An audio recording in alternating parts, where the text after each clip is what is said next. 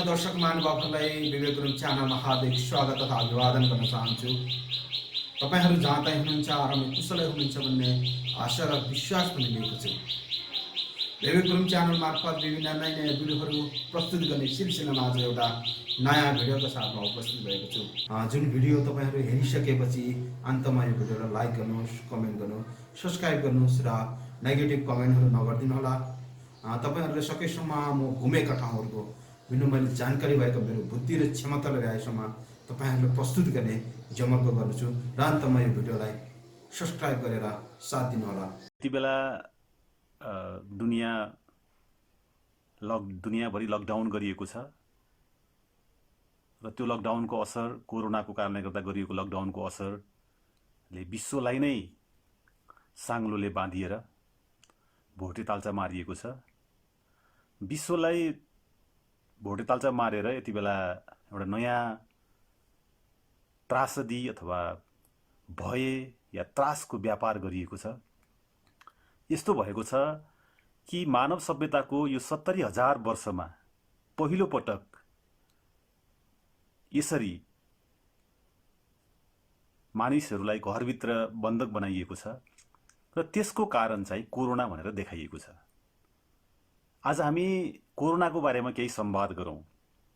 हुन त कतिपय साथीहरू भन्नुहुन्छ कोरोनाको बारेमा हामीले बहस गर्ने होइन, कोरोना भनेको विशुद्ध मेडिकल विषय हो, त्यसकारण त्यसका ज्ञाताहरूले नै यसको चर्चा गर्नुपर्छ। मलाई यति बेला एङ्गेल्सको एउटा कोटेसन याद आइराखेको छ कि एङ्गेल्स भन्नुहुन्छ विज्ञानले दर्शनलाई मसान घाटमा लगेर गाड्ने काम गर्छ, तर एक दिन एउटा यस्तो समय आउँछ कि विज्ञानलाई पनि दर्शनले मसान घाटभित्र बसेको दर्शनले त्यहाँबाट निस्किएर आएर फेरि एकचोटि विज्ञानलाई शासन गर्नुपर्ने त्यस्तो परिस्थिति आउँछ। यो एङ्गेल्सले जमानामा भन्नुभएको कुरा आज कता कता त्यो कुराको कुनै न कुनै त्यसको चाहिँ आयाम हामी यति बेला प्रयोग गर्न जरुरी छ जस्तो लागिरहेको छ मलाई। किनभने कोरोनाको बारेमा मेडिकल साइन्स अथवा विज्ञानको एउटा पार्ट हो मेडिकल साइन्स, उसले कोरोनाका सबै प्रश्नहरूको उत्तर दिन सकेन। यसले समाजको बारेमा जसरी आयो यो त्यसले हल गर्न सकिराखेको देखिन्न। 3 महिना 4 महिना भइसक्यो र यति बेला सबै यसको जिम्मा विशुद्ध मेडिकलका सेक्टरका मानिसहरूलाई मात्र दिँदाखेरि पनि यो हल हुँदैन। हामी सबैले यो अन्तर्संवादमा मूलतः 3वटा कुरालाई अगाडि राखेर हामी हेलिनुपर्छ जस्तो मलाई लाग्छ। पहिलो कुरा, हाम्रो अगाडि के तथ्यहरू छन् त्यो तथ्यहरूलाई राखेर। दोस्रो, त्यो तथ्यका आधारमा हामी के तर्कहरू विकास गर्न सक्छौँ। र तेस्रो, विज्ञान। यो 3वटा आयामहरूबाट हामीले बहस गर्नुपर्छ जस्तो मलाई लाग्छ। अहिले कोरोनाको त्रास दुनियाँभरि फैलाइएको छ। पहिलो कुरा, कोरोना प्राणघातक रोग हो, कोरोना महामारी हो, यसले मानिसहरूको ज्यान लिन्छ, यसो भनियो। मूलतः यो WHO ले सुरु गर्यो यो फन्डा। त्यसपछि WHO ले सुरु गरेको यो फन्डा बिस्तारै बिस्तारै विभिन्न देशहरूमा कायम हुँदै गयो। के कोरोना प्राणघातक रोग हो त? हामीले तथ्यलाई अगाडि राखेर हेर्नु पर्यो कि आजको मितिसम्म आज बिहानको मितिसम्म सार्वजनिक गरिएको छ कि 46 लाख मानिसहरूलाई कोरोना संक्रमण भयो। त्यो मध्ये 17.5 लाख मानिसहरू रिकभर भएर अथवा कोरोनाबाट बाँचेर गएका छन्। कोरोना 46.5 लाख मानिसहरू मध्ये 17.5 लाख मानिसहरू कोरोनाबाट औषधि प्रयोग नगरिकन अथवा एलोपेथी औषधि प्रयोग नगरिकन, भ्याक्सिन प्रयोग नगरिकन रिकभर भएर गएको छन्। भनेपछि यो कसरी प्राणघातक रोग हो? सबैभन्दा पहिलो जबरजस्त तथ्य हाम्रो अगाडि छ कि हामी सबैले के भनिराखेका छौँ यति बेला भने कि 47 लाखलाई अहिलेसम्म कोरोना लागेको छ संसारभरिमा। 47 लाख मध्ये 17 लाख मानिसहरू, 16.5 लाख 17 लाख मानिसहरू कोरोनाबाट निको भएर गए। अब यो तथ्य राख्दै गर्दाखेरि यही तथ्य नै हाम्रो निम्ति सबैभन्दा बलवान तर्क पनि हुन्छ कि कोरोना प्राणघातक रोग चाहिँ होइन। कोरोना लाग्ने बित्तिकै मानिसहरू मरिहाल्छन्।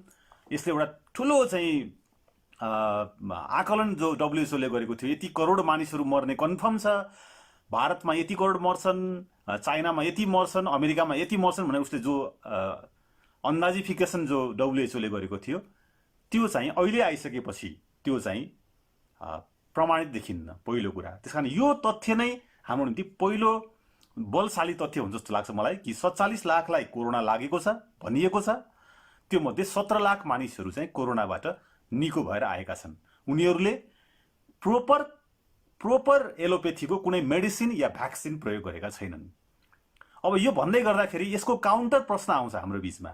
हाम्रो अर्को एउटा काउन्टर प्रश्न गरिहालिन्छ, हामीले पनि गर्नुपर्ने हुन्छ त्यो कि 3,08,000 मानिस त आजसम्म मरिसके नि त। आजको मितिसम्म 3,08,000 मान्छे चाहिँ कोरोना लागेर मरेको होइन त। हामीलाई यो काउन्टर प्रश्न गरिन्छ कि 47 लाख जनालाई कोरोना लाग्यो, त्यो मध्ये 17 लाख मानिसहरू चाहिँ कोरोनाबाट निको भएर आयो भनेर भन्दै गर्दा 3 लाख मानिसहरूलाई चाहिँ भरु त कोरोना लागेरै मरे भनेर हामीलाई भन्ने गरिन्छ। अब भर्खरै मलाई लाग्छ हिजो आज अस्ति एउटा इटलीले एउटा तथ्याङ्क निकाल्यो कि इटलीमा अहिलेसम्म 31,000 भन्दा बढी मानिसहरू इटलीमा कोरोनाको कारणले गर्दा मरेका थिए। र इटलीको त्यहाँको चाहिँ हेल्थ रिसर्चले नै के निकाल्यो भने नेसनल हेल्थ रिसर्च सेन्टरले के निकाल्यो भने इटलीमा मरेका मध्ये 25% मानिसहरूलाई अर्को एउटा गम्भीर रोग पहिल्यैदेखि थियो। एक इटलीमा मरेका मध्ये बाँकी 25% मानिसहरूलाई दुईटा गम्भीर रोग अलरेडी थियो र इटलीमा मरेका मध्ये 49% मानिसहरूलाई तीनटा अर्को गम्भीर रोग पहिल्यै थियो। अर्थात् कोरोनाको कारणले गर्दा मर्यो भनेर जसरी हामीलाई बाहिर भनिएको छ, इटली सबैभन्दा भयावह भएको देश मध्ये पर्छ। उसले आफ्नो तथ्याङ्क उसैको ले के निकाल्यो भने 25% मानिसहरूलाई चाहिँ पहिल्यै अर्को रोग थियो, त्यसमा कोरोना भाइरस देखा पर्यो। बाँकी 25%लाई दुईवटा अर्को गम्भीर रोग थियो र 49% मरेका मानिसहरू मध्येलाई तीनवटा अर्को गम्भीर रोग थियो। अर्थात् कोरोनाकै कारणले गर्दा मरेको भनेर इटलीले 1% मानिसलाई पनि भन्न सकेन, भनिराखेको छैन। यो तथ्यले के देखाउँछ त भन्दाखेरि हामी जसरी कोरोनाको कारणले गर्दा मर्यो भनेर हामी भनिराखेका छौँ त्यो चाहिँ आफैमा मिथ्याङ्क हुँदै गइराखेको छ। अब अमेरिका त्यसपछि आएर युरोपका अरू देशहरूको कुरा गर्दाखेरि अमेरिकामा हरेक महिना 30,000 भन्दा बढी मानिसहरू श्वास प्रश्वासको कारणले गर्दा मर्दथे। अहिले कोरोना त्यसमा एड भयो र त्यो सबैजना श्वास प्रश्वासकै कारण रोगीहरू मात्रै मरे त्यसो त होइन। तर विभिन्न इटलीमा जस्तै विभिन्न अरू रोगबाट विकसित भएर इम्युन सिस्टम अथवा इम्युनिटी पावर गुमाउँदै गएको मानिसहरूलाई जब कोरोना देखा पर्यो त्यसपछि उनीहरूको मृत्यु हुँदै गएको छ।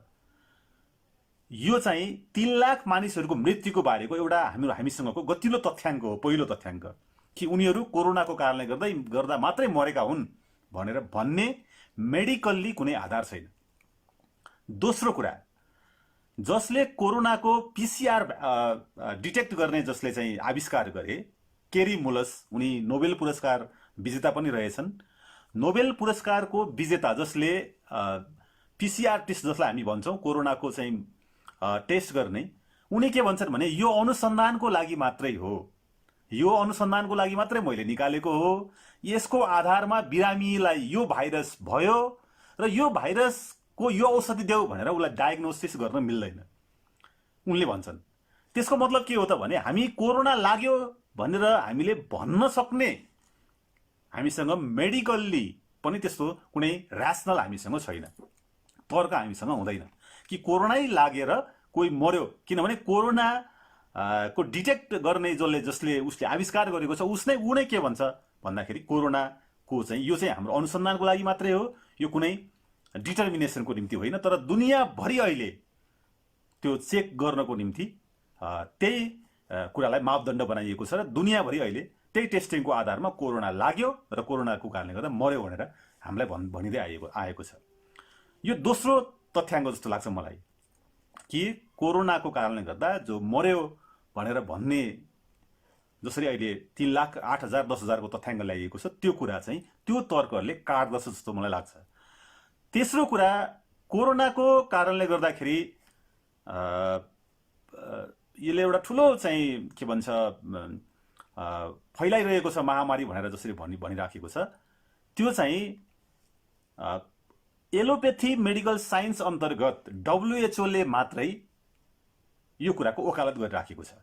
WHO ले, विश्व स्वास्थ्य सङ्गठनले यसको वकालत गरिराखेको छ र उसले दुनियाँलाई भनिराखेको छ लकडाउन गर, यो गर, त्यहाँ गर, उसले भय र त्रास यसरी फैलाइराखेको छ कि हामी मूकदर्शक भएर पृथ्वी यति बेला बसिराखेको छ।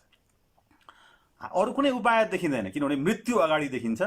मृत्युको अगाडि मान्छेका संवेदनाहरू, मान्छेका दुःखहरू, मान्छेका अभावहरू, मान्छेका गरिबीहरू, मान्छेका समस्याहरू मान्छेले आफ्नो पैतालाले कुल्चिएर बस्नुपर्ने स्थिति हाम्रो अगाडि देखिन्छ। तर एउटा मात्रै हामीसँग अर्को तर्क के देखिन्छ भन्दाखेरि, इम्युनिटी पावर हुँदाखेरि अथवा कोरोना लागिहालेछ कोरोना भने पनि इम्युनिटी पावरको विकास गर्न सक्दाखेरि कोरोनाबाट मृत्यु हुँदैन भन्ने त हामीसँग तथ्याङ्क देखिहालियो। अब तेस्रो तथ्याङ्क, अर्को तर्क अथवा फ्याक्ट हामीसँग के पनि छ अर्को तथ्य भने कि कोरोना भाइरस हो कि होइन, कोरोनाको आयु कति हुन्छ, कोरोनाको खास लक्षण के हो, कोरोनाको आयु कति छ, कोरोना भाइरस हो कि होइन, यो कोरोना प्राकृतिक भाइरस हो कि होइन, यो म्यानुअल अथवा चाहिँ मानिसहरूले बनाएको या चाहिँ कुनै देशले बनाएको हो कि होइन भन्ने बारेमा पनि रिसर्च भइराखेको छ। आजसम्म फ्याक्ट रूपमा कि कोरोना नेचुरल हो या म्यानुअल हो, कोरोनाको आयु यति हुन्छ या हुँदैन, कोरोनाले यति असर गर्छ या कोरोनाको यो मात्रै सिम्पटम हो भनेर भन्ने मेडिकल साइन्स छैन अहिलेसम्म। यसले के देखाउँछ त भन्दाखेरि हामी अनिश्चितताको चाहिँ दलदलमा हामी फसिराखेका छौँ कोरोना के हो भन्ने बारेमा पनि। जबकि कोरोना यो हो, यस्तो हो, यसले यसो गर्दैछ भनेर भन्न थालिएको छ, तर फ्याक्ट रूपमा तपाईँ गहिरिएर हेर्दाखेरि कोरोनाको बारेमा अहिले पनि यसका लक्षण, यसको चाहिँ आयु या कोरोनाका असरहरूको बारेमा मेडिकल साइन्स आफै अननोन छ, ऊ रिसर्चको फेजमा छ। यो चाहिँ तेस्रो हामीसँग आएको तथ्य हो जस्तो लाग्छ मलाई। चौथो कुरा, कोरोना आइसकेपछि उपचार गर्ने नाममा विभिन्न प्रयोगहरू भयो। जस्तो कोरोना आइसकेपछि के औषधि चलाउने त भनेर छलफल हुँदै गर्दाखेरि चाहिँ मलेरिया, जापानिज इन्सेफ्लाइटिस र यतापट्टि HIV एड्स जस्ता रोगहरू, इबोला, जापानिज इन्सेफ्लाइटिस, मलेरिया र HIV एड्स जस्ता रोगहरूमा प्रयोग गर्ने औषधिहरू बिरामीहरूलाई प्रयोग गर्न थालियो। जस्तो हाइड्रोक्सिक्लोरोक्विन र यो रेक्टेसेभिर भन्ने दुईटा औषधिहरू जुन चाहिँ मलेरिया, इबोला लगायतका बिमारीहरूमा प्रयोग गर्ने रहेछ, त्यो प्रयोग गर्न लगाइयो। त्यसले उल्टो बेफाइदा गर्यो, गलत उपचार भयो। किनभने भाइरस आइसके शरीरभित्र, भाइरस छिरिसकेपछि उसले भाइरसलाई ढाल्ने एउटा मात्रै चिज रहेछ, त्यो चाहिँ इम्युनिटी पावर। अब यसले चाहिँ इम्युनिटी पावर झन् कमजोर बनाउँदै भएपछि बिरामीहरू झन् मर्न थाले। त्यसपछि कहिले यसलाई प्रयोग गर्ने, कहिले नगर्ने, यस्तो भयो कि ब्याक्टेरियाको लागि प्रयोग हुने औषधि भाइरसको लागि पनि प्रयोग गर्ने जस्तो काम भयो। यो चाहिँ सबैभन्दा घातक कि मानिसहरूलाई गिनीपिग बनाउने जो फन्डा दुनियाँभरिको चाहिँ WHO को सिफारिसमा भएको छ, यो चाहिँ निकै नै डरलाग्दो देखिन्छ। चौथो तथ्याङ्क। अब पाँचौं नम्बरमा निर्विकल्प रूपमा हामीले अहिले कोरोना के हो, कोरोना नेचुरल हो कि होइन, म्यानुअल हो कि होइन, कोरोनाको आयु कति छ, कोरोनाका सिम्पटम्सहरू के छन् भन्ने बारेमा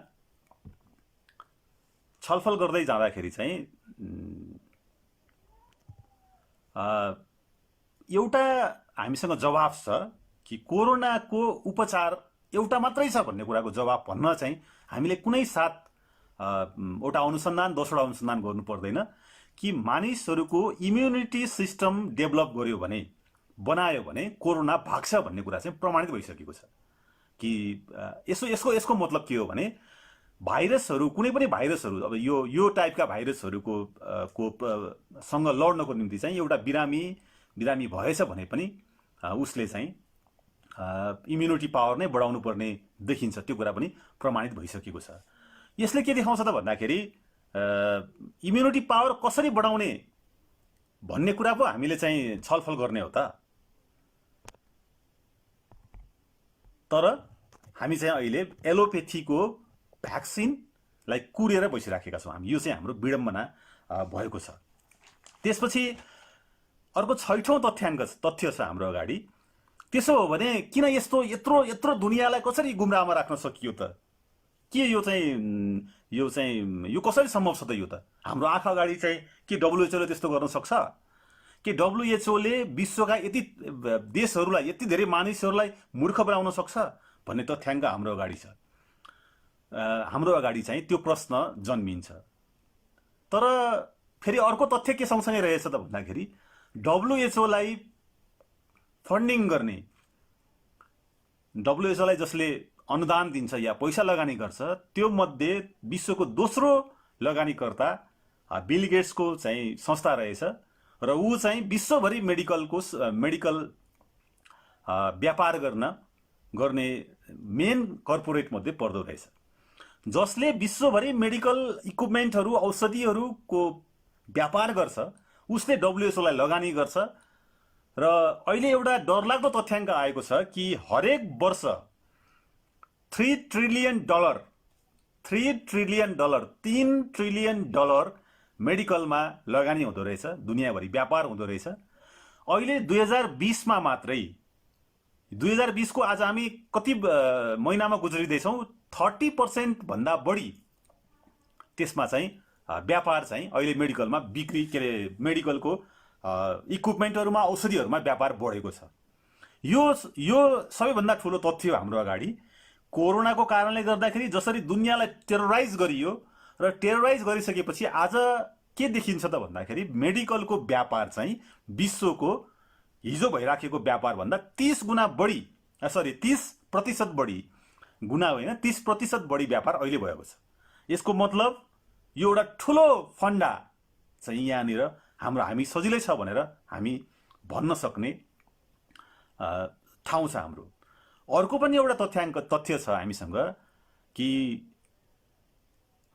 उपचार प्रणालीमा मानव सभ्यताको उपचार प्रणालीमा विभिन्न उपचार प्रणालीहरू हाम्रो अगाडि आयो जस्तो एलोपेथी आयो पछिल्लो केही शताब्दी यतापट्टि त्योभन्दा धेरै पुरानो हामीसँग आयुर्वेद थियो होमियोप्याथिक छ त्यसपछि आएर युनानी उपचार विधि भन्छ प्राकृतिक उपचार विधिहरू छन् विभिन्न प्रकारका उपचार विधिहरू छन् सबैले कोरोनाको बारेमा यसरी हामी कोरोनासँग लड्न सक्छौं भनेर सबैले भनिराखेका छन् तर एउटा मात्रै उपचार विधिलाई जबरजस्त वैधानिक बनाइएको छ र अरू सबै त्यसका सहायक पनि बनाइएको छैन जस्तो अहिले पनि नेपालमा पनि हिजो अस्तिबाट सुरु भयो यो मारवाडी सेवा समितिले होमियोप्याथिकको औषधि 2.5 लाखलाई अहिले 10 लाखलाई पछि आवश्यक पर्दाखेरि नेपालको 3 करोडै जनसङ्ख्या जति छ हामी सबैलाई औषधि वितरण गर्छौं भनेर भनिराखेको छ सरकारको त्यहाँ ध्यान छैन हाम्रो कसैको पनि ध्यान छैन केही डाक्टरहरू छन् केही जसले के दावा गर्छन् भने म 3 दिन भित्रमा कोरोना लागेको बिरामी मलाई ल्याऊ म उपचार गरेर फर्काउँछु जस्तो इन्डियामा एकजना डाक्टर विश्वरूप चौधरी हुनुहुन्छ उहाँले त्यो ठोकुवा गर्नुहुन्छ तर त्यति दावा गर्ने त्यति कन्फिडेन्ट हुने अरूले दावा गर्ने अरू उपचार प्रणालीलाई यसमा ल्याइएकै छैन किन ल्याइएको छैन भन्दाखेरि यो चाहिँ एलोपेथी मेडिकल साइन्स पछि जब खास गरिकन दोस्रो विश्वयुद्धपछि 1940-45 पछि विश्वमा नवउदारवाद जब हावी हुँदै गयो त्यसपछि एलोपेथी मेडिकल साइन्स चाहिँ विशुद्ध साइन्स रहेन यो नवउदारवाद अन्तर्गत निजीकरणमा गइसकेपछि एलोपेथी मेडिकल साइन्स चाहिँ अब यो नाफाघाटाको विषय बन्यो। यो विज्ञान विशुद्ध विज्ञान भएन। यो त हामी सबैले यो चाहिँ देख्न सक्ने कुरा छ कि अहिले पनि नेपालमै हामी हेरौँ कि अस्पतालहरू बन्द, निजी अस्पतालहरू बन्द भइसकेपछि यहाँका आइसियू र भेन्टिलेटरहरूमा बिरामीहरू कति छन्। अहिले ओपिडी चलिराखेको छैन कैयौँ हस्पिटलहरूमा बिरामी छैनन्। मृत्यु दर एकदम कम छ। अर्थात् हस्पिटलहरू धेरै खोल्नुको मतलब, डाक्टरहरू धेरै जन्माउनुको मतलब या औषधिहरू धेरै वितरण गर्नुको मतलब चाहिँ यो राज्यले या विज्ञानले या समुदायले यसलाई गरेको भए पो यसले चाहिँ ठिक रिजल्टको निम्ति हुन्थ्यो त। जब कर्पोरेट कम्पनीहरूलाई, जब निजी कम्पनीहरूलाई व्यापार गर्नको निम्ति स्वास्थ्य जस्तो चिज दिइन्छ तब उनीहरूसँग नाफा घाटा भन्दा केही पनि हुँदैन रहेछ भन्ने कुरा त अहिले प्रमाणित भएको छ। त्यसो गर्दाखेरि चाहिँ यो कोरोनाको कहर जो बनाइयो, यो कोरोनाको कहर पनि त्यसैको एउटा नमुना हो भन्न हामीसँग भन्न हामीले सक्नुपर्छ जस्तो मलाई लाग्दछ कि नव उदारवादपछि कर्पोरेट कम्पनीहरूको कब्जामा मेडिकल विज्ञान, मेडिकल अनुसन्धान, औषधि उत्पादन गर्ने कारखानाहरू, मेडिकल इक्विपमेन्ट उत्पादन गर्ने कारखानाहरू उनीहरूको कब्जामा गइसकेपछि उनीहरूले गर्ने भनेको एउटा मात्रै हो कि नाफा नाफा र नाफा।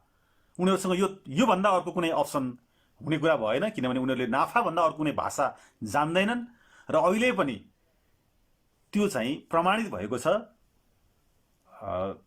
यो अर्को हामीसँग देखा परेको तथ्याङ्क जस्तो लाग्छ मलाई।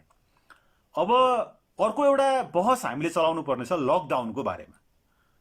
अब लकडाउन गर्ने कि नगर्ने, लकडाउन जायज कि नाजायज, यो बारेमा हामीले बोल्ने होइन। यो त स्वास्थ्यका विज्ञहरूले बोल्ने हो। उनीहरूले भनिदिनु पर्यो नि त लकडाउन गर्ने हो कि होइन भनेर। उनीहरूले गर्ने हो भन्यो भने गरिदिने, उनीहरूले नगर्ने हो भने नगर्ने। अब यो पनि मलाई धेरै तार्किक लागिराखेको छैन, किनकि लकडाउन गर्दा के हुन्छ या लकडाउन नगर्दा के हुन्छ। हामीले लकडाउन गरेकाहरूको देशहरूको प्र्याक्टिस के छ या लकडाउन नगरेका देशहरूको प्र्याक्टिस के छ, यो हामीले हेर्ने कि नहेर्ने हाम्रो मुख्य बहस यो पनि हो जस्तो मलाई लाग्छ। यसमा चाहिँ जम्मा 3-4 देशहरूलाई हामी हेरौँ। WHO ले जबरजस्त भन्यो कुनै पनि हालतमा लकडाउन गर। उसले नेपाललाई पनि भनिराखेको छ बोर्डर सिल गर, बोर्डरबाट कोही आउन नदेऊ, जहाज नचलाऊ, सबै मानिसहरूलाई घरमा थिच, के अरे घरभित्र थुन। तर WHO ले गरेको आदेशलाई उल्लङ्घन गर्ने केही देशहरू रहेछन्, जस्तो ताइवानले WHO ले भनेको मान्दै मानेन, उसले देशलाई बन्द गरेन, लकडाउन गरेन। ताइवान एउटा। त्यसपछि अर्को एउटा यो तान्जानिया भन्ने देश छ। यो असाध्यै यो आर्थिक सूचाङ्कमा यो कमजोर देश हो। त्यसको चाहिँ जोन मागाफुली भन्ने त्यसको राष्ट्रपति, त्यहाँको प्रेसिडेन्ट हुनुहुँदो रहेछ। यो तान्जानियाको राष्ट्रपतिले चाहिँ, त्यहाँको प्रेसिडेन्टले चाहिँ लकडाउन नगरिकन तान्जानियाको आफ्नो प्राकृतिक जो घरेलु उहाँहरूको जो त्यहाँको त्यो देशको जुन उपचार प्रणाली थियो, त्यो उपचार प्रणाली अन्तर्गत उनीहरूले त्यहाँ चाहिँ तान्जानिया, त्यसपछि आएर ताइवान, त्यसपछि अर्को भियतनाम र कम्बोडिया, यी देशहरूमा भारतमा भन्दा पहिला नै, चाइना पछि, युरोप भन्दा पहिला नै त्यहाँ कोरोनाको संक्रमण युरोप सँगसँगै देखा पर्यो। तर त्यहाँ मृत्यु दर 0 छ। तर उहाँहरूले लकडाउन गर्नु भएको छैन। आफ्नो ढङ्गबाट, प्राकृतिक जो आफ्नो ढङ्गबाट, आफ्नो मौलिक उपचार विधिबाट उपचार गरिएको छ। र भियतनाम, कम्बोडिया, तान्जानिया जस्ता केही देशहरू र ताइवान जस्ता केही देशहरूमा मृत्यु दर असाध्यै 0 छ। संक्रमण दर पनि जसरी बाहिर भनिएको छ त्योभन्दा निकै कम छ। उनीहरू बिना लकडाउन पनि त्यो गर्न सफल भएका छन्। यसको मतलब के हो त? त्यसपछि यो त भयो WHO को आदेशलाई नटेरेर लकडाउन गर्ने केही देशहरू। तर यो धेरै फैलिएर चाहिँ टेरोराइज भइसकेको दक्षिण कोरिया, त्यसपछि आएर जापान, त्यसपछि आएर बेलारुस, स्विडेन लगायतका केही देशहरू जहाँ चाहिँ सुरुमा त्यो लकडाउन गर्ने कि नगर्ने भन्ने बहस अन्तर्गत नै जाँदै गर्दाखेरि पछि फेरि त्यो लकडाउन नहुँदाखेरि पनि त्यहाँ पनि अहिले मृत्यु दर र मृत्युको संक्रमण दुवै कम देखिन्छ। यसको मतलब के हो त? यसबाट हामीले सिक्ने कि नसिक्ने? जस्तो भारतमा लकडाउन गरिएको छ। भारतमा अहिले आजको मितिसम्म भारतमा 88,000 यस्तै समथिङ कतिमा संक्रमणको दर छ र भारतमा अहिले यति बेला 3,000 को हाराहारीमा मृत्यु भएको भनिएको छ। र भारतमा पनि त्यही परीक्षण गरिँदैछ कि मलेरिया, जापानिज इन्सेफलाइटिस, त्यसपछि आएर HIV एड्स जस्ता रोगहरूमा प्रयोग हुने औषधिको प्रयोग अहिले भारतमा पनि गर्न थालेको छ र त्यहाँ केही मृत्यु अब सुरु हुन थालेको छ। यसको मतलब के देखिन्छ भन्दाखेरि लकडाउन चाहिँ कोरोना हटाउने अचुक अस्त्र हुँदै होइन। किन होइन भने WHO ले नै अहिले के भनिराखेको छ भने अहिले आइसकेपछि कि यसको भ्याक्सिन या औषधि नबन्न सक्ने सम्भावना छ र 5 वर्ष लाग्न पनि सक्छ यसको भ्याक्सिन बन्ने प्रक्रिया। र कोरोनाको चाहिँ यो कहर अथवा कोरोनाको यो संक्रमणको टेरोर चाहिँ हामीले 2-4 वर्षसम्म यसको खप्नु पर्ने पनि हुनसक्छ भनेर उसले भनिराखेको छ। एकातर्फ 17 लाख मानिसहरू निको भएर गइसकेका छन्, अर्कोतर्फ लकडाउन नगरेका देशहरूमा मृत्युदर 0 भएको पनि हामीसँग उदाहरण प्रशस्तै छ। भनेपछि लकडाउन कोरोनाको विरुद्ध लड्ने अस्त्र होइन। यो त के हो भने यो त असाध्यै कायर तरिका भयो र यसले कोरोनाले यदि मान्नुहोस् कोरोना भाइरस नै हो, कोरोनाले चाहिँ अहिले जसरी मान्छेहरू मरिराखेका छन्, हुन त अहिले कोरोनाको कारणले गर्दा 3,08,000 मानिसहरू मर्यो भनेर भनिएको छ। तर हाम्रो अगाडि के तथ्याङ्क हामीले ल्याइराखेका छैनौँ भने हरेक दिन एक दिनमा 24 आवरमा 24 घण्टामा विश्वभरिमा 50,000 मानिसहरू मर्छन् क्यान्सरको कारणले गर्दाखेरि। हरेक दिन 25,000 मानिसहरू मुटुको बिरामीले मर्दछन् र हरेक दिन 16,000 भन्दा बढी बिरामीहरू मानिसहरू फोक्सो अथवा श्वास प्रश्वासकै कारणले गर्दा मर्दछन्। कोरोना को पनि मुख्य हान्ने श्वास प्रश्वास अथवा चाहिँ यही उसमा यसले बढी हान्छ भनेर भनिएको छ। 16,000 मानिसहरू त हरेक दिन मर्दछन् यही कारणले गर्दाखेरि। अरू थुप्रै मानिसहरू विभिन्न रोगहरूको कारणले गर्दा हरेक दिन मर्दछन्। तर त्यो तथ्याङ्कलाई लुकाएर 3 महिनामा अहिले हामी 3-4 महिना कोरोनाको चाहिँ कहर दुनियाँभरि गइसक्यो र 3-4 महिनामा मरेको 3,10,000 मानिसहरूलाई देखाएर दुनियाँलाई नै ताला लगाइएको छ। यसको मतलब त के देखिन्छ भने यो कुनै पनि आजसम्म आएको भनिएको कुनै पनि महामारी, इबोला या HIV भनिएको छ या सार्स भनेको छ, कुनै पनि महामारीमा अथवा महामारी भन्दा पनि प्राणघातक रोग भनेर जस्तै भनिन्थ्यो, त्यो भन्दा निकै नै कमजोर र एउटा सिजनल फ्लू बराबरको यो चाहिँ यसको क्षमता भनेको कोरोना के हो भन्ने बारे त रिसर्च हुँदैछ, रिसर्चबाट निस्किएला। तर कोरोना के हो भन्ने विषय चाहिँ यसको हैसियत के हो त, यसको क्षमता के हो त, यसले मानिसहरूलाई पार्न सक्ने प्रभाव के हो त भन्ने बारेमा चाहिँ यो एउटा सिजनल फ्लू बराबर हो भन्ने कुरा हामी भन्नलाई हामीले हिचकिचाहट गर्नुपर्ने कहीँ पनि देखिन्न। त्यसो गर्दाखेरि चाहिँ लकडाउन चाहिँ कोरोना हटाउने अचुक अस्त्र हो भन्ने कुरा चाहिँ मिल्दैन यो कुरा। र तर हामी त्यही प्रयोग गरिराखेका छौँ। अब लकडाउन हुँदाखेरि र नहुँदाखेरिको उदाहरण पनि हामीले मैले अघि अलिक जानकारीमा आएका केहीहरू चाहिँ राखिसकेको छु। अब अर्को एउटा बहस अहिले हामीले गर्नै पर्नेछ कि कोरोनाको बारेमा जसरी टेरराइज गरियो दुनियाँभरिमा, यो कुनै बेलामा मैले सुनेको थिएँ कि यो के भन्छ एउटा रोग थियो त्यति बेला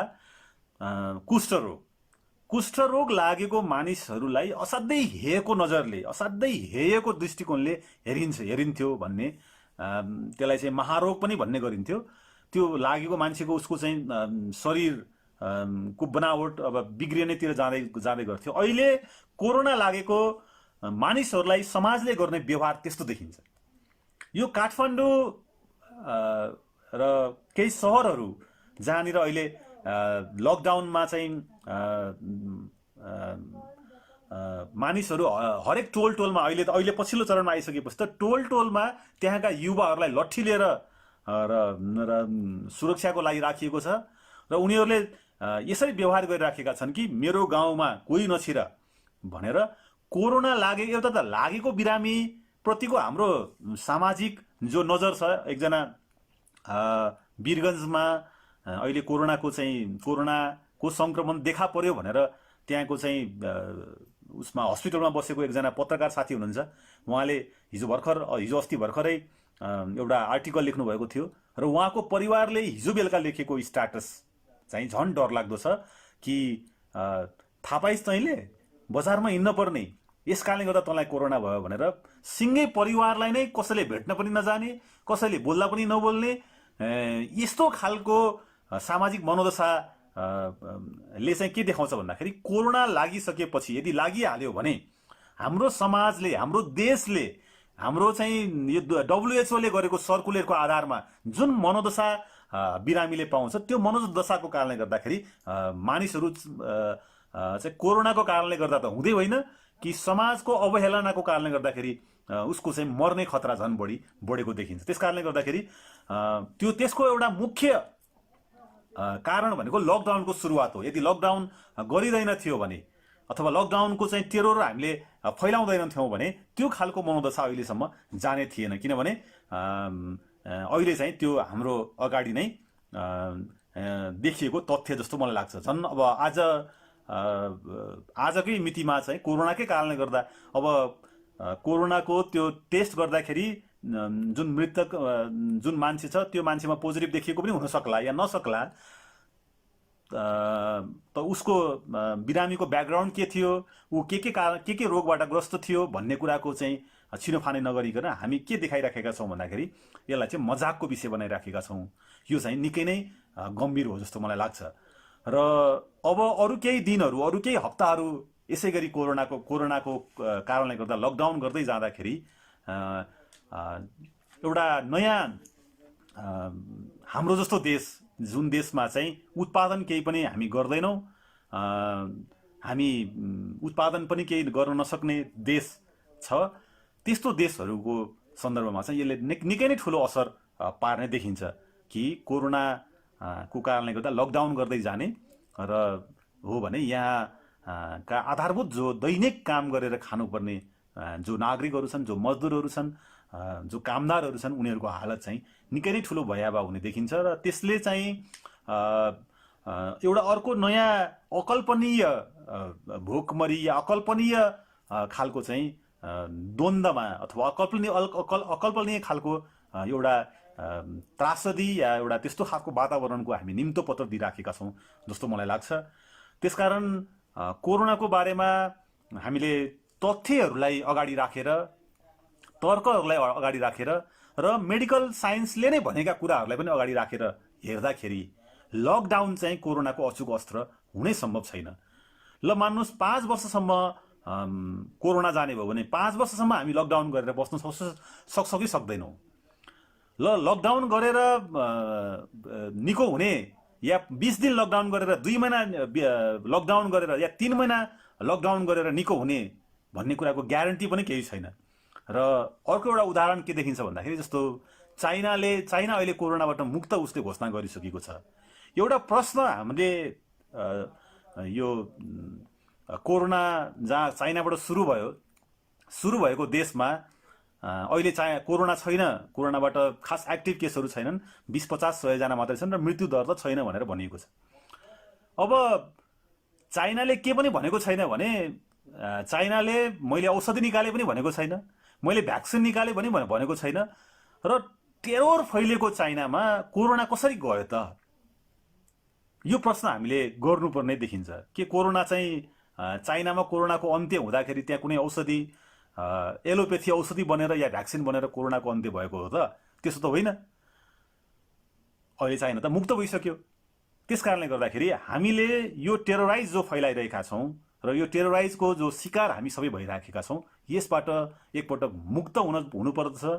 र कोरोनाको हल गर्ने, कोरोना भनेर जसरी भनिएको छ त्यो कोरोना आफैमा मैले त हाउगुजी भन्ने शब्द प्रयोग गरेको छु, किनभने महामारी या प्राणघातक रोग भनेर भन्न मिल्ने कोही पनि देखिन्न।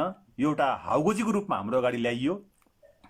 बाघ आयो रे भनेपछि एकजना मान्छे कुदेपछि अरू त्यसको पछाडि पछाडि कुद्ने जस्तो, भाग्ने जस्तो, लुक्ने जस्तो को रूपमा ल्याइएको छ। तर हामीले जुन वातावरण हाम्रो सामाजिक वातावरण बनाइराखेका छौँ, त्यो वातावरणको कारणले गर्दाखेरि चाहिँ कोही मान्छे कोरोना लागे पनि या कोरोना डिटेक्ट भए पनि या पोजिटिभ देखिए पनि नदेखिए पनि एउटा ठुलो त्रासको बिचमा एउटा ठुलो यो मनोदशा यस्तो बनाइदिएछ कि त्यो मनोदशाको कारणले गर्दाखेरि मानिसहरूको मृत्यु चाहिँ अर्को कारणले गर्दा हुने, मानिसहरू अर्को कारणले गर्दा चाहिँ मर्ने पनि देखिन्छ। त्यसले गर्दाखेरि यो पनि यसबाट पनि हामीले ठिक कुराको वकालत गर्न जरुरी छ। त्यसकारण म यो फेसबुक लाइभ मार्फत जोडिनुभएका साथीहरूसँग पनि र अरू साथीहरूसँग पनि तथ्य र तर्क र साइन्सलाई खोज्दै जाने, अब फेरि अर्को एउटा पनि छ हामी कहाँ बहस कि तथ्य र तर्कको कुरा गर्दाखेरि मेडिकल साइन्सले जे भन्छ त्यो मात्रै मानौँ स्वास्थ्य प्रणालीको सन्दर्भमा भन्ने कुरा छ। त्यो पनि आफैमा मेडिकल साइन्स चाहिँ अथवा चाहिँ साइन्स हुने, यो एलोपेथी उपचार विधि चाहिँ साइन्स हुने, अरू आयुर्वेद नहुने या के भन्छ प्राकृतिक उपचार नहुने, युनानी नहुने भन्ने चाहिँ होइन। उपचार प्रणालीका विभिन्न आयामहरू हामी सबैलाई नै हामीले विज्ञान मान्नुपर्ने हुन्छ। ती सबै खोतल्दै गएर कोरोनाको कहर जसरी जबरजस्त ल्याइएको छ, लकडाउनको रवैया जसरी दुनियाँभर फैलाइएको छ, अहिले मैले सुने आजबाट मात्रै युरोपमा जहाँ सबभन्दा बढी यो के अरे कोरोनाको चाहिँ बिगबिगी भनेर भनिएको छ, युरोपमा अहिले फुटबल म्याचहरू सुरु हुन थालेको छ। त्यहाँ फुटबल प्रतियोगिताहरू फेरि सुरु हुन थालेको छ। यसले के देखाउँछ भने कोरोनाको बारेमा जे हौवा पिटियो, जे टेरोराइज गरियो दुनियाँभरिलाई, त्यसको चाहिँ हुँदै होइन र उसले गरेको यस्तो छ कि हाम्रो यो अहिले युट्युब आइसकेपछि पछिल्लो 2-4 वर्ष 5-7 वर्ष यता नेपालमा केही नयाँ युवा ज्योतिषीहरू, युवा केही माताहरू आएका छन् र उनीहरूले भविष्यवाणी गर्छन्, एक दिनपछि यस्तो हुन्छ, एक वर्षपछि यस्तो हुन्छ। WHO चाहिँ ठ्याक्कै ज्योतिषी भएको छ अहिले, कि संसारलाई एउटा भ्रम त्रासको व्यापार गर्ने हाम्रो यहाँको चाहिँ भाइरल ज्योतिषी जस्तो भएको छ। आज एउटा भनेको छ, भोलि अर्को भनेको छ, पर्सि अर्को भनेको छ। WHO ले कोरोनाको बारेमा पछिल्लो 3 महिना गरेको हरेक दिनको उसको WHO को चाहिँ रिपोर्ट तपाईँ हेर्नुभयो भने WHO कति कमजोर रहेछ स्वास्थ्यको मामिलामा उसले गरेको कुरा भन्ने कुरा हामी छर्लङ्गै देख्न सक्छौँ। किनभने उसले यति आकलन गरेको छ, यति दिनभित्रमा यति मानिसहरू मर्छन्, यति दिनभित्रमा यति लाखलाई सङ्क्रमण हुन्छ, यति दिनभित्रमा यस्तो हुन्छ भनेर उसले दुनियाँलाई तर्साई ताला लगाऊ भनेर ताला किन्न लगाएको छ। तर अहिले आइसकेपछि यो केही महिनापछि उसका तथ्यहरू फेलियर भएका छन्। हामी लाई एउटा प्रश्न हाम्रो अगाडि तेर्सिएको छ, खास गरी अझ बढी क्रान्तिकारी आन्दोलन या कम्युनिस्टहरू या मार्क्सिस्टहरूको अगाडि के तेर्सिएको छ भने यहाँ त हामी कहाँ WHO ले भनेपछि भइहाल्यो नि भने जस्तो त्यसो हो भने त युएनले भनेको, युएनले या युनिसेफले या WHO ले भनेको आधारमा मात्रै हामी चल्ने हो भने संयुक्त राष्ट्रसङ्घले सिरियामा गरेको आक्रमणको विरुद्धमा उसले आवाज उठाउँदैन, उसले बोल्दैन, त्यहाँ हान्न दिन्छ, उसले लिबियामा हान्न दिन्छ, उसले इरानमा हान्न दिन्छ, इराकमा हान्न दिन्छ। उनीहरूले आदेश गर्छन्, उनीहरूले निश्चित एउटा डिजाइन अन्तर्गत भूमण्डलीकृत पुँजीवादलाई जोगाउनको निम्ति, भूमण्डलीकृत पुँजीवादलाई सप्राउनको निम्ति, सपार्नको निम्ति उनीहरूले जुन मेहनत गरेको देखिन्छ त्यो चाहिँ अहिले स्वास्थ्यमा पनि रिफ्लेक्ट भएको छ भनेर हामी सजिलै भन्न सक्छौँ कि स्वास्थ्य क्षेत्रमा पनि एउटा नयाँ उनीहरूले एउटा टेरोराइज फैलाएर त्यसैको आधारमा दुनियाँलाई भ्रम र तासको व्यापार गरेका छन्। त्यसकारण यो कुरा गरेका छन् भन्नेतिर नै हामी जानुपर्छ र यो कुरा भन्नको निम्ति हाम्रो आँखा अगाडि देखेको तथ्यहरूलाई को सन्दर्भमा बोल्नको निम्ति, हाम्रो आँखा अगाडि देखिएका तथ्यहरूको आधारमा तर्क निकाल्नका निम्ति र स्वयं मानव सभ्यताले विकास गरेको साइन्स, एलोपेथी साइन्स या मेडिकल साइन्स या विज्ञानका अरू आयामहरूको बारेमा जान्नको निम्ति पनि हामी सबैजना सक्षम हुनेतिर जानुपर्छ, त्यो खोजतिर जानुपर्छ, ताकि यो हामी सबैको दायित्व हो। घरभित्र बसेर सरकार WHO ले दिएको आदेश सरकारले मान्ने अनि सरकारले दिएको आदेशलाई हो यो भएन भने त यस्तो हुँदैन भनेर त्यसलाई आलोचनात्मक ढङ्गले हेर्दा पनि नहेर्ने र आलोचनात्मक ढङ्गले हेर्नेहरूलाई चाहिँ अथवा हेर्न खोज्नेहरूको चाहिँ निकै निम्छरो बनाउने जुन हामीसँग रवैया हाम्रो बिचमा देखा पर्दै आएको छ यो पनि निकै घातक छ। त्यसकारण यो बहस चाहिँ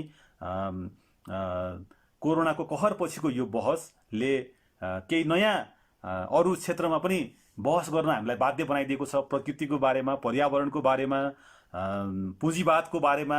पुँजीवादले मानव सभ्यताको पछिल्लो मानव सभ्यता पछि चाहिँ मूलतः दुईजना पुँजीवादका भेटेरान मानिसहरू, एउटा एडम स्मिथ, त्यसपछि आएर यतापट्टि चाहिँ फुकुयामा, दुईजनाले त भनेकै थिए कि अब पुँजीवादभन्दा बाहेक अर्को कुनै विकल्प छैन, पुँजीवादभन्दा बाहेक सुन्दर अर्को समाज छैन, पुँजीवाद नै अन्त्य हो, इतिहासको अब अन्त्य भयो, योभन्दा अगाडि अर्को कुनै इतिहास बन्नेवाला छैन, उनीहरूले ठोक्का गर्दथे। तर हाम्रो अगाडि हामी के प्रश्न भन्न सक्छौँ भने पुँजीवादले आजको मानव सभ्यतालाई धान्न नसक्ने रहेछ। पुँजीवादले आजको मानवको स्वास्थ्यको अन्तर्विरोधलाई उसले हल गर्न नसक्ने रहेछ। ऊ हातमा AK-47 लिएर, हातमा एटम बम लिएर, हातमा बम लिएर बसिराखेको छ, दुनियाँ ध्वस्त बनाउँछु भनेर पुँजीवाद कुर्लिराखेको छ। तर पुँजीवादसँग एउटा भाइरसलाईसँग लड्ने 4 महिना लगाउँदाखेरि पनि एउटा भाइरससँग लड्न सक्ने उसले स्वास्थ्यको कुनै क्षमता, कुनै उसले स्वास्थ्यको अन्वेषण गरेर, अनुसन्धान गरेर बसेको रहेनछ। किनभने पुँजीवादको मुख्य विशेषता भनेको एउटै हुन्छ, नाफा नाफा र नाफा। नाफाको निम्ति मात्रै उसले गर्छ र दीर्घकालीन स्वास्थ्यको लागि गर्दाखेरि उसलाई तत्काल के गर्दा नाफा हुन्छ?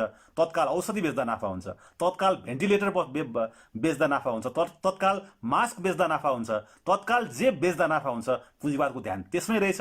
सभ्यताको विकास, नयाँ स्वास्थ्य प्रणालीको निर्माण, त्यसपछि आएर मानव प्रकृतिको पर्यावरणको रक्षाको प्रश्नमा ऊ चाहिँ रमाउन खोज्दैन रहेछ। उसलाई नाफा भन्दा बाहेक उसको शब्दकोशमा अरू सबै शब्दहरू उसले डिलिट गरिसकेको देखिन्छ। त्यस कारणले गर्दाखेरि त्यो पुँजीवाद, भूमण्डलीकृत पुँजीवाद जो नाफालाई मात्रै आफ्नो पर्याय बनाइराखेको छ, त्यो भूमण्डलीकृत पुँजीवादको वकालत गर्ने केही संस्थाहरूमध्ये WHO या युनिसेफ या संयुक्त राष्ट्रसङ्घ हो भन्ने कुराको हामीले आनाकारी गऱ्यौँ भने हामी ठिक ठाउँमा पुग्छौँ जस्तो मलाई लाग्दैन। त्यस कारणले गर्दाखेरि नाफा केन्द्रित हुने भूमण्डलीकृत पुँजीवादको वकालत गर्ने WHO ले जे भनेको छ त्यसलाई जस्ताको तस्तै पालना गरेर हामी जो गइराखेका छौँ, यसले के देखिन्छ त भन्दाखेरि केही कर्पोरेटहरू, जो शक्तिशाली कर्पोरेटहरू छन्, उनीहरूको विकल्पमा अरू केही कर्पोरेटहरू जन्मेलान्। तर यो अन्तर्विरोधले चाहिँ मानव सभ्यताको अन्तर्विरोध हल गर्न सक्ने देखिन्न। यति बेला यति क्रान्तिकारी आन्दोलन या समाजवादी शिविर सशक्त हुन्थ्यो भने त मलाई लाग्छ माओले भनेको जस्तो प्रतिक्रियावादीहरू कागजी बाघ हुन् भने जस्तो पुँजीवाद वास्तवमा कति धेरै कमजोर रहेछ भन्ने कुरा चाहिँ कोरोनाले प्रमाणित गरिदिएको छ। तर विडम्बना, समाजवादी शिविर यति बेला सबभन्दा कमजोर छ। त्यसकारण कमजोर समाजवादी शिविर भएको कारणले गर्दा मलाई लाग्छ कोरोना पछि पनि एक चरण चाहिँ पुँजीवादले आफूलाई फेरि नयाँ ढङ्गबाट, जसरी व्यापारिक पुँजीवादलाई औद्योगिक पुँजीवादले रिन्यू गर्यो अथवा त्यसलाई चाहिँ नवीकरण गर्यो, औद्योगिक पुँजीवादलाई वित्तीय पुँजीवादले नवीकरण गर्यो र वित्तीय पुँजीवादलाई कर्पोरेट पुँजीवादले नवीकरण गर्यो, हो त्यस्तै अब यो कोरोनाको कहर पछिको पुँजीवादलाई, पहिलो विश्वयुद्धपछि, दोस्रो विश्वयुद्धपछि, विभिन्न खालका रोगहरूपछि पुँजीवादले नै आफूलाई नवीकरण गर्दै गएको छ।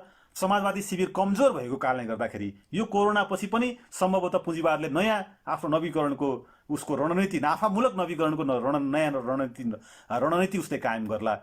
तर रक्षात्मक होइन, सङ्कटग्रस्त भएको समाजवादी शिविर को निम्ति कोरोना चाहिँ सबैभन्दा बढी उर्वर भूमि भएको छ कि हामी यो कोरोनाको कारणले गर्दा पुँजीवादले तहलाउन नसकेको समाजलाई के समाजवादी कोणबाट एउटा बिजा के भन्छ नयाँ बेर्ना, जो समाजवादको नयाँ बेर्ना, यसले पनि बेर्नालाई सपार्ने जो काम गरिदिएको छ, यसलाई अगाडि बढाउन सक्छौँ भन्ने चुनौती पनि हाम्रो अगाडि आएको छ।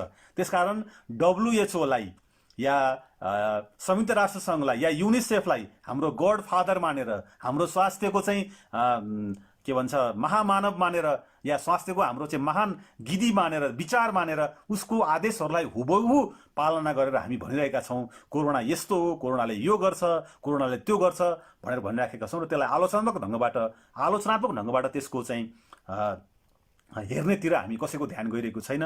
म सबै फेसबुकसँग जोडिएका युवा साथीहरूसँग नि अपिल गर्न चाहन्छु कि तीन चारवटा विषयहरूमा हामी खोज गरौँ, अनुसन्धान गरौँ, अरू छलफल गरौँ, तथ्यहरूलाई अगाडि ल्याउँ, तर्कहरूलाई अगाडि ल्याउँ। यो निकै गम्भीर विषय हो, यसमा हँसी मजाक नगरौँ। यहाँ अहिले भनिन्छ, साथीहरू केही भन्छन् यति विकेट झऱ्यो, मान्छे मरिराखेको छ, विकेट झऱ्यो भनेर हामी टिप्पणी गर्छौँ। मान्छे मरिराखेको छ, खाता खोल्यो रे ल अब कोरोनाले भनेर त्यो चाहिँ अकाउन्ट खोलेको जस्तो, ब्याङ्कमा अकाउन्ट खोलेको जस्तो चर्चा हामी गरिराखेका छौँ। यो असाध्यै गम्भीर विषय छ। यो सँगै मानव सभ्यताको निम्ति नयाँ चुनौती छ, मानव सभ्यताको निम्ति चुनौती छ र आजको समाजवादी शिविरको निम्ति त एउटा यसको कारणले गर्दा हामीले कसरी अबको आन्दोलन अगाडि बढाउन सक्छौँ भन्ने बढाउनुपर्छ भन्ने दिशाबोध पनि यसले गर्न सक्ने सम्भावना छ। त्यो गम्भीर विषयमा खोजहरू, तथ्यहरूलाई अगाडि ल्याएर हामीले छलफल अगाडि बढाउनु पर्ने देखिन्छ। र मुख्य कुरा चाहिँ स्वास्थ्य प्रणालीको बारेमा, मानव स्वास्थ्य प्रणालीको बारेमा हामीले नयाँ छलफल हामीले चलाउनु पर्ने भयो कि हाम्रा गाउँहरूमा हामी मोही खान्थ्यौँ, त्यसको विकल्पमा हामी मोहीको विकल्पमा कोका कोला खान थाल्यौँ। चिसो र कोका कोलाको सम्बन्ध र साइ नै छैन, तर हामीले के भन्यौँ भने ठन्डा भनेकै कोका कोला भनेर टेलिभिजनमा आउन थाल्यो। हामीलाई अहिले चिसो भनेकै कोका कोला भन्ने परेको छ र हामी मोही खान छोडेका छौँ। चाउचाउ जो खानै हुँदैन, चाउचाउ जुन खानै हुँदैन, त्यो हाम्रो संस्कृति बनेको छ। गाउँमा जाँदाखेरि मकै भटमासको विकल्प हाम्रो चाउचाउ भएको छ। कर्पोरेट पुँजीवादले एकै ठाउँमा उत्पादन गरेको उसको सामग्रीलाई विश्वभर बेच्छ। उसले दुनियाँका सबै आन्ध्राहरूमा उसले के भन्छ कोका कोला, उसले चाहिँ कोका कोलाले हरेक आन्ध्राहरूलाई सिञ्चित गर्ने, दुनियाँका 7 अरब आन्ध्राहरूमा कोका कोला पुर्याउने काम पुँजीवादले गरेको छ। 7 अरब पेटमा चाउचाउ पुर्याउने काम उसले गरेको छ। के भन्छ ड्राई फुडहरू चिप्सहरू, त्यसपछि चिजबलहरू पुर्याउने उसले काम गरेको छ। एउटा कर्पोरेटले उत्पादन गरेको उत्पादन जुन चाहिँ अखाद्य छ, खान नहुने छ, त्यो दुनियाँभरका मानिसहरूलाई खुवाएर मानिसहरूलाई यति कमजोर बनाइदिएको छ कि हामी त्यसैको शिकार भएका छौँ यति बेला। त्यस कारणले गर्दा हाम्रो खानपान, हाम्रो खाद्य संस्कृति, किनभने रोगको मुहान भनेको खाना रहेछ भन्ने कुरा पनि जो हामी सजिलै भन्न सक्ने छ। अहिले देख्यौँ हामीले घरभित्र बसेर कोरोनाको कारणले गर्दा बन्द भइसकेपछि मानिसहरू यति बेला घरभित्र बसेर खाइरहेका छन्। अहिले खास नत्र त यति बेला तपाईँ अस्पतालमा जानुभयो भने ओपिडीमा चेक गर्ने बिरामीहरूको लाइन लाग्थ्यो, अहिले किन लागिरहेको छैन त? के मान्छे घरभित्रै बिरामी भएर बसिराखेको छ त? त्यस्तो होइन। मुख्य कुरा के हो भने पछिल्लो 1.5-2 महिनादेखि मानिसहरूले आफ्नो घरमा बनाएको खाना खाइराखेका छन् यति बेला। त्यस कारणले गर्दा हिजोको तुलनामा रोगको 2-4 दिन, 5 दिन, 10 दिन अथवा 1 महिनासम्म लगातार ठिक खानेकुरा खाइसकेपछि स्वाभाविक रूपमा त्यसको असर चाहिँ स्वास्थ्यमा पनि पर्दो रहेछ भन्ने कुरा त प्रश्न देखिएको छ। पशुपतिमा लास पोल्ने मानिसहरूले काम पाइराखेका छैनन् यति बेला। आर्यघाटमा, स्वयम्भूमा, जहाँ चाहिँ मानिसहरूलाई यसको के को द्योतक हो त? यो के को सङ्केत हो त भन्दाखेरि हाम्रो खानपानको कारणले गर्दाखेरि हामी जसरी रोगी हुँदै गयौँ, त्यो रोगले अस्पताल लिएर गयो, अस्पतालले हामीलाई झन् चाहिँ मृत्युको मुखमा लाँदै मार्ने काम गर्यो भन्न हामी सजिलै सक्ने स्थिति छ। त्यस कारणले गर्दाखेरि हाम्रो सिँगै खाद्य संस्कृतिको बारेमा, सिँगै स्वास्थ्य उपचार प्रणालीको बारेमा र